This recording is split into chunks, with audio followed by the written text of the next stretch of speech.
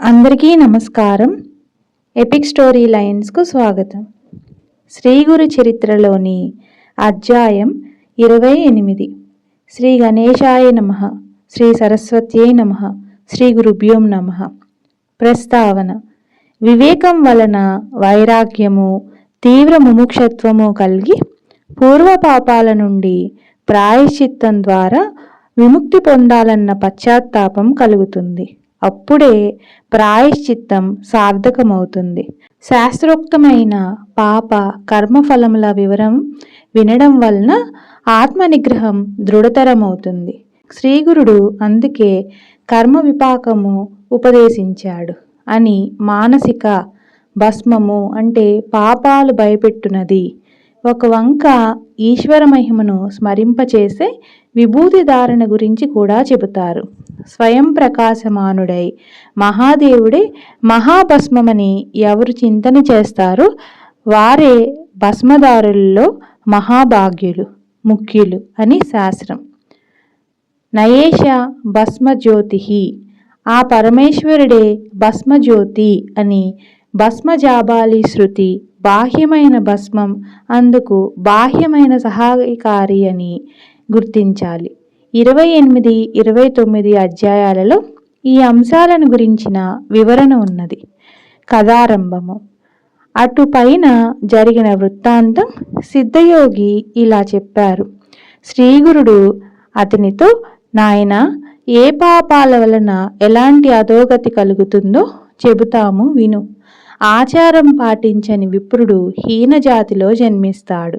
తల్లిదండ్రులను, గురువును, కులస్త్రీని, కులదేవతలను, సత్యమును, అహింసను విడిచిన వారు, కన్యాశుల్కం తీసుకునేవారు, అనాచారులతో సాంగత్యం చేసేవారు, తల్లిదండ్రులను, బిడ్డలను, ఆవులను, దూడలను విడదీసిన వారు, భగవంతునికి అర్పించకుండా ఆహారం తీసుకునేవారు, అతిథులను సేవించని వారు, సద్బ్రాహ్మణులను దూషించి అయోగ్యులను గౌరవించేవారు, ఇతరుల భూమిని అపహరించిన వారు, తమ గురువులను, యజమానులను ద్వేషించేవారు, నమ్మక ద్రోహం చేసిన వారు, గంగాది తీర్థాలను నిందించేవారు, శ్రాద్ధ కర్మలు చేయని వారు, శాస్త్రం తెలియకుండానే వైద్యం చేసేవారు, శుద్ధమైన వేద మార్గం విడిచి మంత్రప్రయోగం చేసేవారు, గురువంటే మానవుడేనని చెప్పి వారి తప్పులెంచేవారు, గురునింద విని సంతోషించేవారు,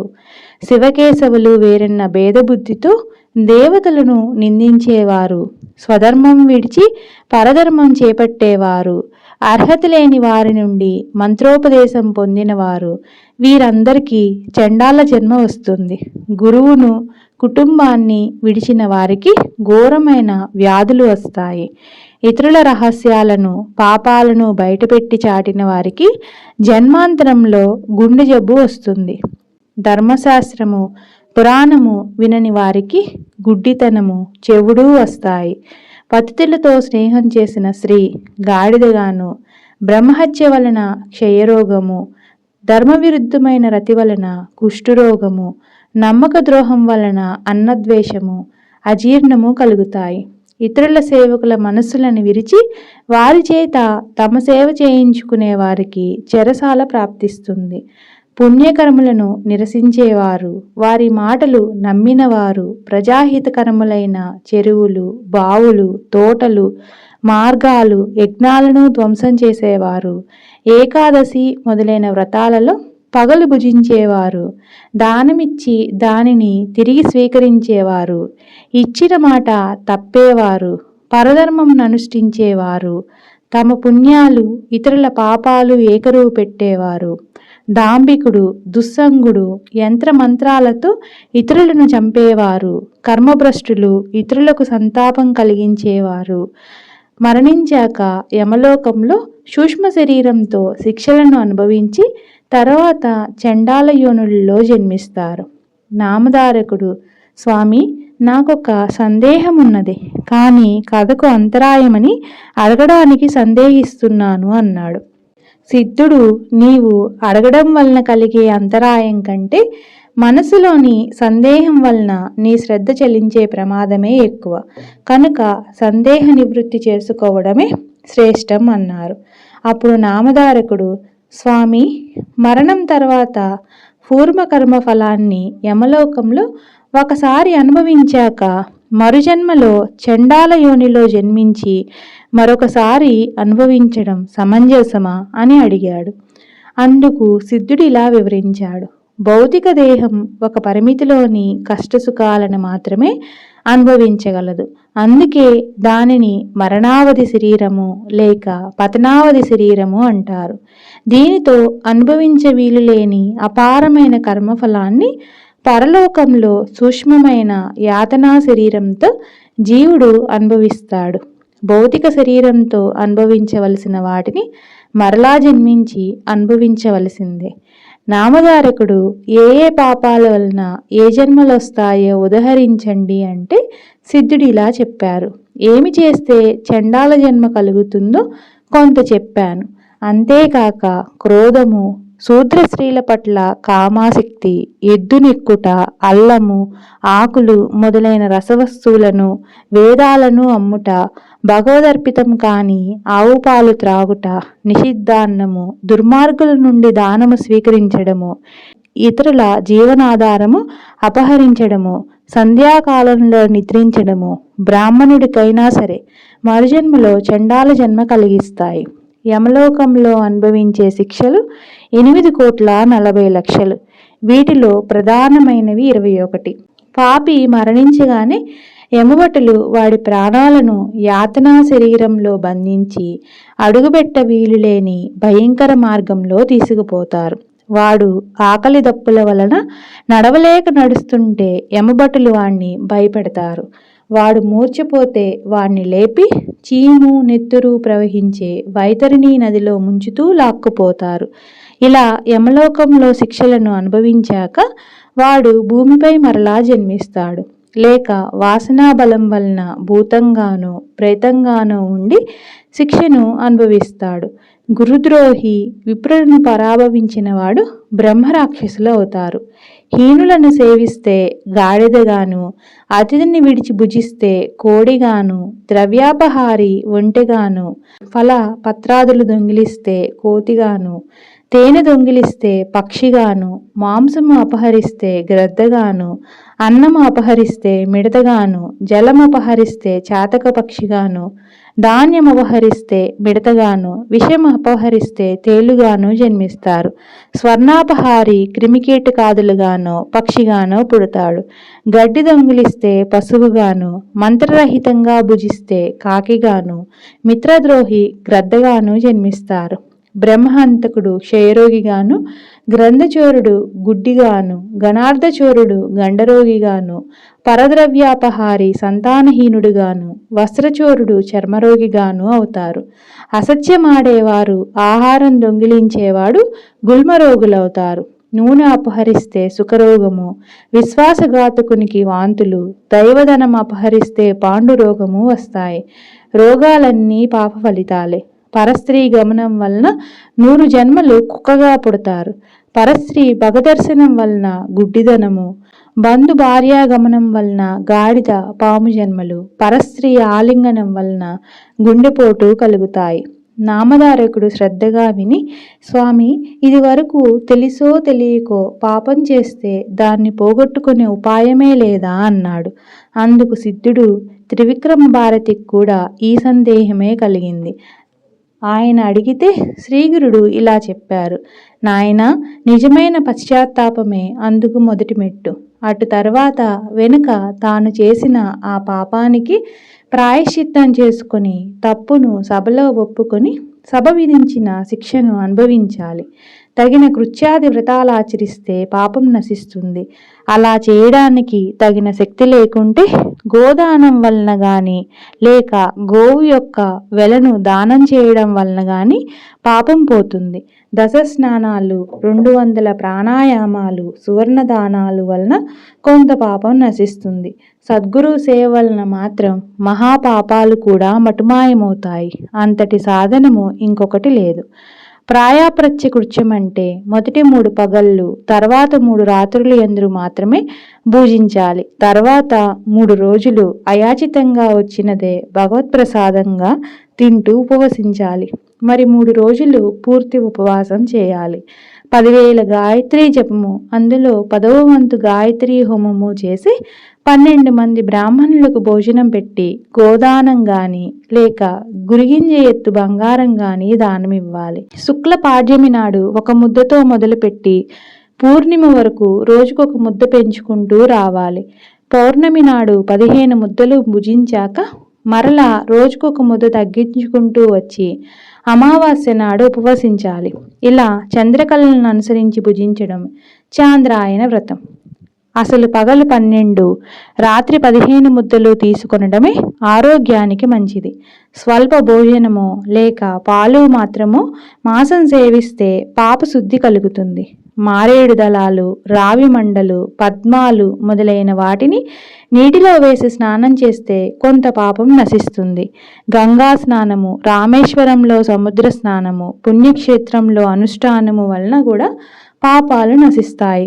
1,00,000 గాయత్రీ జపం వలన మద్యపాన దోషము, 1,00,000 గాయత్రీ జపం వలన బ్రహ్మహత్య పాపము, 7 లక్షల జపం వలన స్వర్ణం దొంగిలించిన పాపము పోతాయి.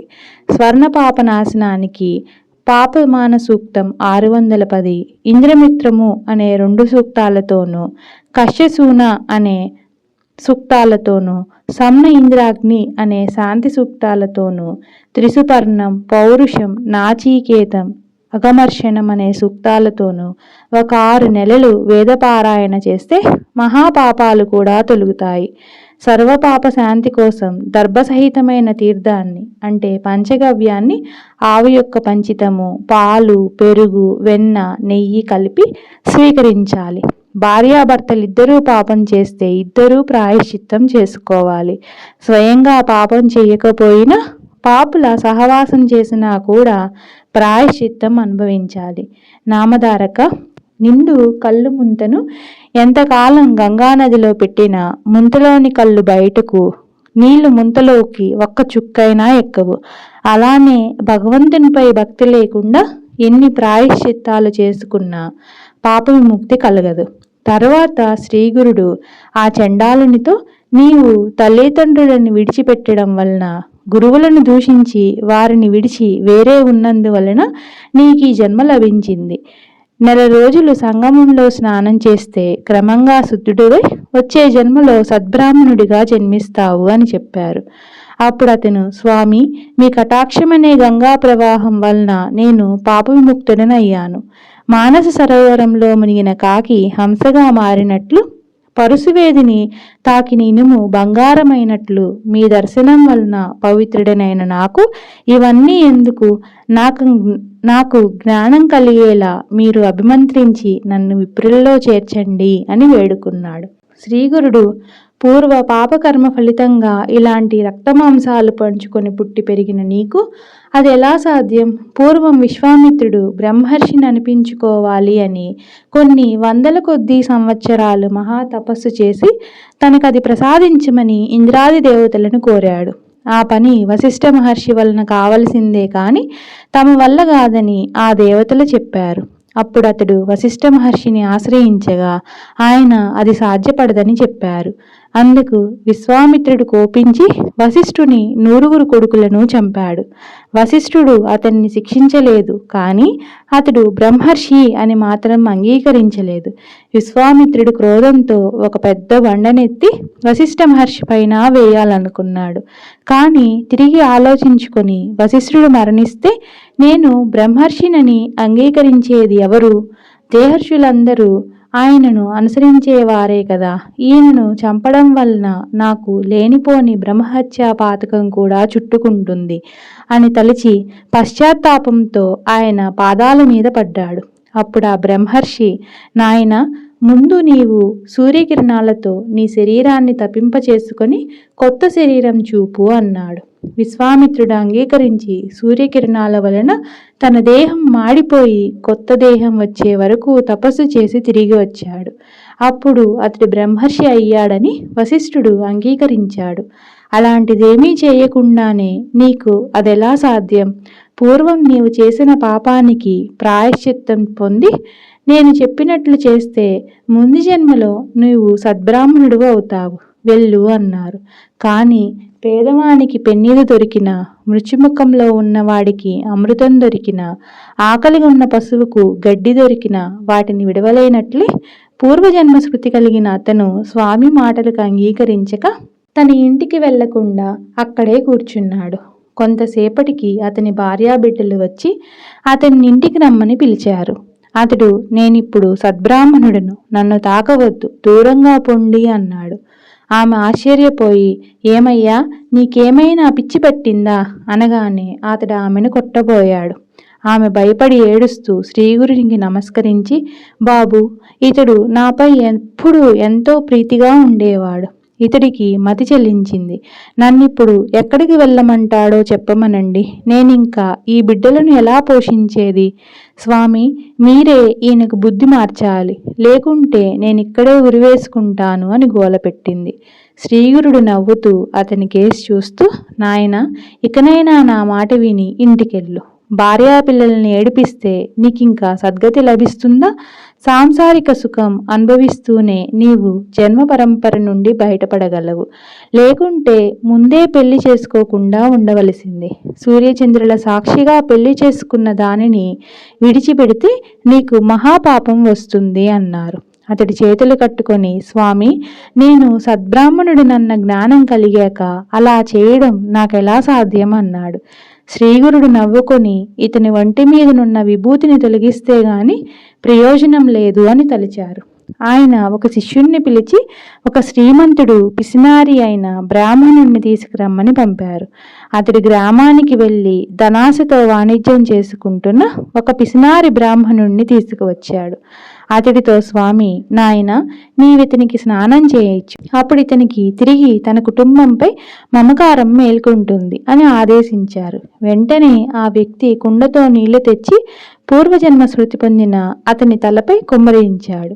అతని ఒంటిపై నున్న విభూతి కొట్టుకుపోయిన వెంటనే అతడు ముందు జరిగినదంతా మర్చిపోయి భార్యాబిడ్డలతో, ఇంతకు ముందు కొద్దిసేపు నాకు మతి పోయినట్లయింది. ఇంతకు మీరందరు ఇక్కడికి ఎందుకు వచ్చారు? నేను ఒంటరినన్న భయం మీకెందుకు? ఇది పగలే కదా అన్నాడు. వారు జరిగినదంతా చెప్పారు. అప్పుడు వారితో కలిసి ఇంటికి వెళ్ళాడు. ఆ సన్నివేశమంతా చూచిన వారు ఆశ్చర్యపోయారు. అదంతా చూసి విస్తుపోయిన త్రివిక్రమ భారతి, స్వామి, మీరు అతనికి ప్రసాదించిన జ్ఞానం క్షణంలో ఎలా పోయింది అని అడిగాడు. శ్రీగురుడు నవ్వి, అతడికి ఆ భస్మం వలన జ్ఞానం కలిగింది. అది కడిగివేయగానే ఆ జ్ఞానం తొలగిపోయింది. భస్మ మహిమ అలాంటిది కాబట్టే శివుడు దాన్ని ధరిస్తాడు.